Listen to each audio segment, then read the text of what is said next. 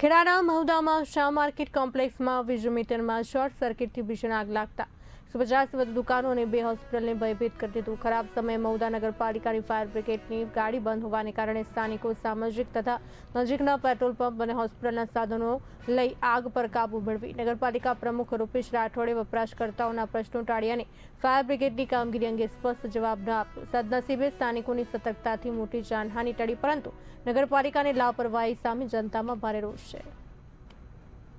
મહુદા કોમ્પ્લેક્સમાં મારી હોટલ છે, શ્રીજી હોટલ છે, અને અહીંયા આગળ શોર્ટ સર્કિટ થયું છે, જે આજુબાજુ આ પક્ષીઓ ઉડે છે, કબૂતર અંદર ઘૂસે છે, એના લીધે થોડુંક શોર્ટ સર્કિટ થયું છે। આ કોમ્પ્લેક્સમાં કેટલી દુકાનો છે અને શું શું છે?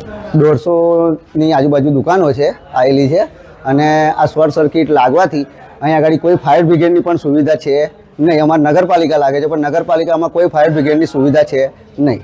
ક્યાંથી ફાયર બ્રિગેડને બોલાવો?